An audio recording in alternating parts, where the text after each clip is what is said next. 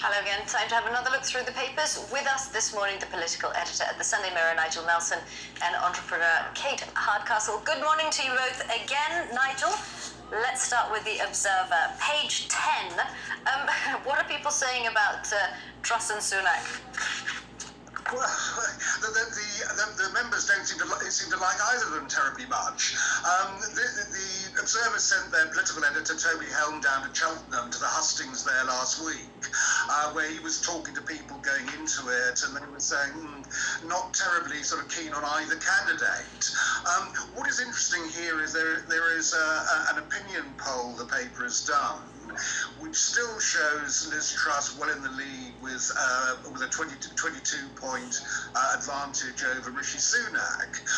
What is actually interesting about the poll is that 10% of the members would vote for Liz Truss simply because she didn't betray Boris Johnson. She didn't resign like Rishi Sunak did. And 2/3 of them would prefer it if Boris Johnson was actually still in place. I find that result really extraordinary. One of the reasons the Tory MPs wanted rid of Boris Johnson is they thought he was no longer a vote winner. Those in sort of traditional Tory seats were finding on the doorstep that people really had turned against the Prime Minister, which was a large part of why they did what they did. But it seems Tory members think a bit differently. Nigel, in your experience, what happens when, in a situation like this, if there are two candidates, they don't inspire anyone in particular, what do voters tend to fall back on? Is it policy, or do they look at character? Well, I think that the personalities actually matter hugely. Politicians like to tell you that it's all about policy and that's what people really care about. But actually, personality is the key. And in a sense, that's why Boris Johnson won in 2019. That people really genuinely warmed to his charisma, and of course that's now worn off. So I think the same thing happens with this leadership race. Yeah, it's going to be really interesting to see what happens. Let's leave politics alone, and Kate, just talk us through this absolutely horrific story. Sunday Mirror, what is it? Page 4 of the Sunday Mirror, if you want to have a real read through it. Kate, do you want to just tell us about this poor woman? So this is a story of Judith Thorpe, and it's told by her 3 children, Scarlett, Hannah and Lewis, who are facing a life without mum, who passed away because of COVID. She was a hospital cleaner. Their dad had died already, John. And these young people are explaining how, faced with the absolute crisis of how to pay an escalating electricity bill, Judith took the decision that she would have to cancel her pension, and that has had repercussions for the family. But this is well worth a read. As you mentioned, it's harrowing, but it's an important read, and it's the reality of the situation. We are talking every day in the headlines about the fuel prices, and we're talking about the cost of living crisis, but the real impact is so significant.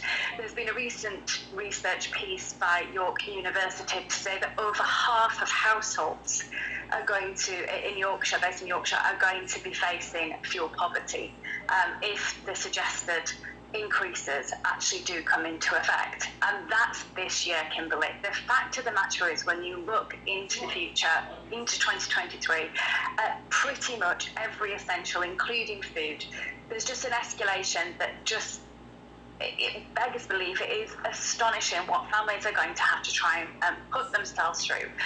And facing the dilemma that Judith faced, it is so important to tell Judith's story, because I think she echoes a story of many families who are hardworking and just trying to work out how to balance. And the quote that resonates so much is that she just didn't know how she was going to make it work. And I think anyone looking at the bills who's struggling right now is looking at future predictions and is unable to even comprehend what they can do. We've got reports from food banks that for the first time they are seeing more dual income households turning up there, looking almost bewildered at how they've worked so hard each week and yet they still can't actually make ends meet to be able to buy essentials like food.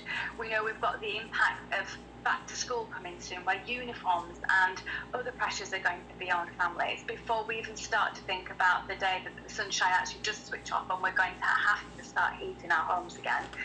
The impact is absolutely paramount on mental health, and we've had charities writing to the government in an open letter today, joining together to explain that this is so much more than just paying the bills. When you think about what families, small businesses, and so many more have been through over the last 3 years, and the challenges faced through the pandemic to try to keep going, to try to keep ends meet, and then actually be faced with this fuel increase at ridiculous levels that it could be going up to £400-500 a month payments for an average household.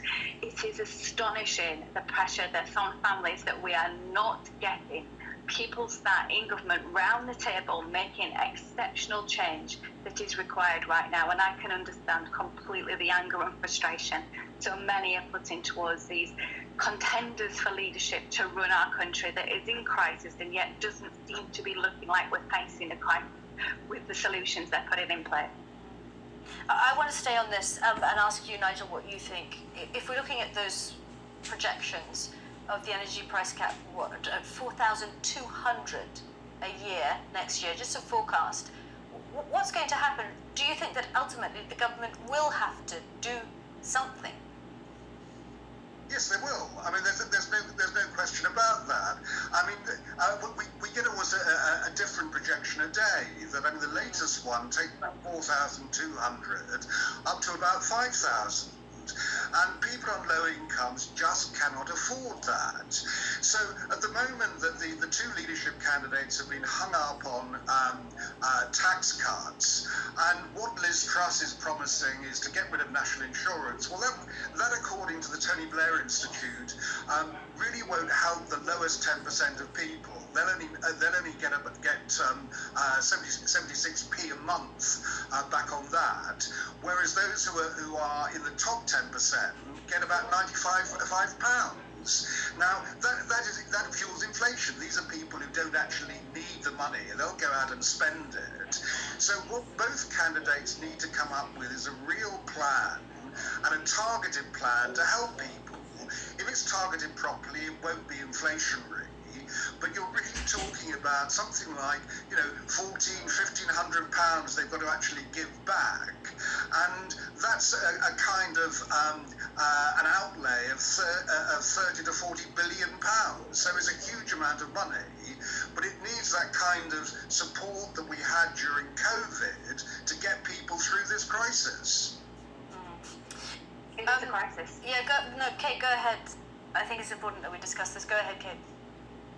It's paramount. I just cannot understand why we are not having these leaders and our existing PM actually dealing with this issue right now. The impact, the stress, the strain on those families, when you go and speak to them, when you head to the food banks and actually have conversations, the worry in people is as big a crisis in the mental stakes and the financial stakes as the situation COVID created. And it's a case that we can't just seal everything up now and say, well, we've kind of run out of money. This is impacting, as we've just heard, predicted over half of the households in the UK, and they need answers now. It's not something that can just be kicked into the long grass. I cannot understand that there was a meeting, a round table on Thursday last week with the energy leaders, and there didn't seem to be an outcome from it. What's going on? What's going on, indeed. Listen, let's talk about something a bit more light-hearted. I got my cup of tea here.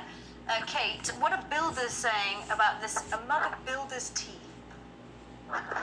There are very few things more important to a Yorkshire woman than what we call a brew, Kimberly, which is that Amen to that. So but it's a brew. And if we want a strong brew, we normally call it a builder's. We'll have a builder's, please. But apparently, builders don't take their tea generally as strong as we think, with a brewing time averaging only 10 to 30 seconds. Now, I would say this is probably... This is not okay. I know, the shock of it, it's just, it would be so pale, I can't even think about it. I want the tea bag in there for about 3 months, but I think it's a large article to suggest that maybe builders shouldn't be called builders, but probably, as you said, a little bit of joy that we all need right now. And it also does a big analysis on Dunkin' biscuits, which is something we seem to come back we can't do that. It's too early. Nigel, quickly, strong or weak tea? We've got 5 seconds. Sorry, I'm a coffee drinker. Oh, see you next hour.